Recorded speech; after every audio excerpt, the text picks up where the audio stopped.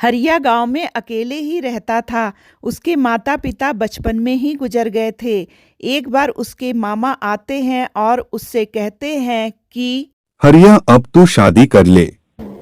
हरिया कहता है, मैं अपनी मेहनत की कमाई किसी औरत पे खर्च नहीं कर सकता, इसलिए मैं ऐसी औरत से शादी करूंगा जो खाना ही ना खाती हो और मेकअप तो लगाती ही ना हो, क्योंकि अगर उसने मेकअप लगाया तो मैं उसके मुंह पे कालिक पोत कर उसे घर से निकाल दूंगा।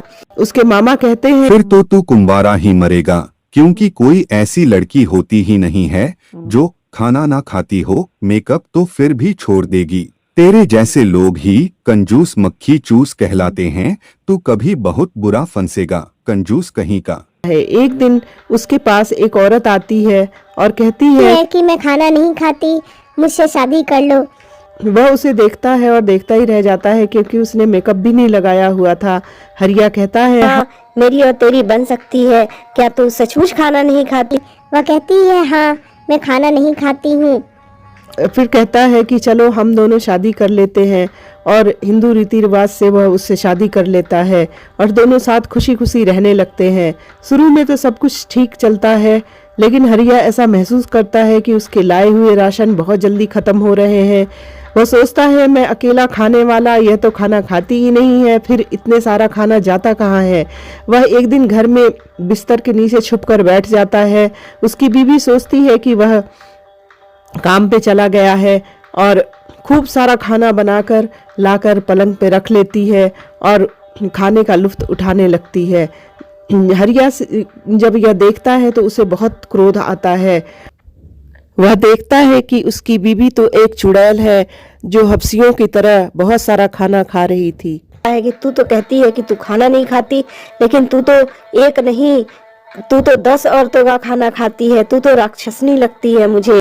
यह सुनकर उसकी औरत बहुत गुस्सा होती है और घर से बाहर भागने लगती है।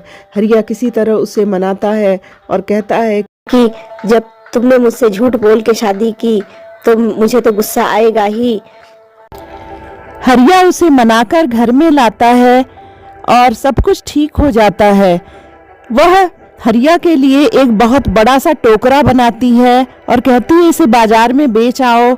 और वह हरिया को वह टोकरा दिखाती है और अचानक से वह हरिया को उसमें ढकेल देती है। वह कहती है, मैं खाना ही नहीं, मैं तुझे भी खा जाऊंगी। और वह किसी तरह उसमें से जब निकलता है तो वह उसके ऊपर चढ़ जाती है और उसकी पिटाई करने लगती है। वह उसको उसी टोकरे में भर लेती है और अपनी सहेलियों के पास लेके चल देती है।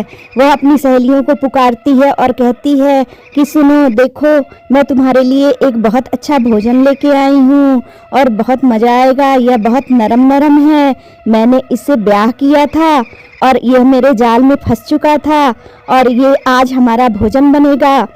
उसकी सहेलियां कहती हैं, हाँ हाँ, अच्छा किया, देखो हम भी ब्यूटी पार्लर से सज धज के आई हैं, हम भी इंतजार कर रहे थे कि तुम हमारे लिए कुछ अच्छा भोजन लेके किसी न किसी दिन जरूर आओगी।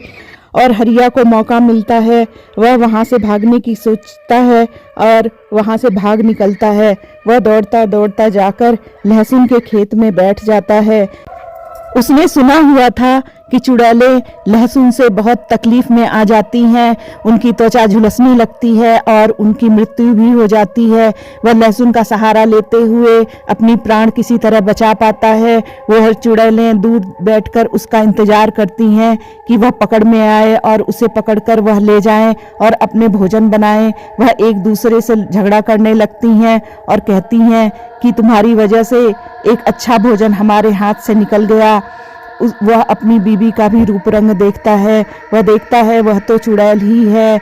वह रूप बदल के उसके पास आई थी, क्योंकि उसकी सभी सहेलियां भी उसी तरह की चुड़ैलें ही थीं। वह बहुत घबराता है, लेकिन किसी तरह वह अपने घर पहुंच जाता है। उसका पीछा वो चुड़ैलें फिर भी नहीं छोड़ती हैं। वह उसके पीछे पीछे जाती हैं और ताक में रहती हैं कि वह मिले और उसे खा जाए। वह एक दिन देखती हैं कि अपने घर में वह खड़ा है और उसने अपने आसपास के एरिया में लहसुन की खेती कर दी है। आसपास के एरिया में ही नहीं, उसके पूरे गांव में लहसुन की खेती कर दी जाती है, क्योंकि उसने अपनी बातें गांव वालों को बताई तो सभी बुरी आत्माओं को भगाने के लिए लहसुन की खेती करने लगे और एक दिन वह लहसुन का बहुत बड़ा व्यापारी बन जाता है। देश विदेश में उसका नाम हो जाता है। सब लोग उससे लहसुन ले जाते हैं। इस तरह उसे उस चुड़ैल से छुटकारा मिल जाता है और धोखा खाने के बाद जो उसे समझ आती है तो वह कंजूसी भी छोड़ देता है और एक बहुत ही सुंदर और सुशील लड़की से शादी करके एक सुखी वैवाहिक जीवन जीने लगता है।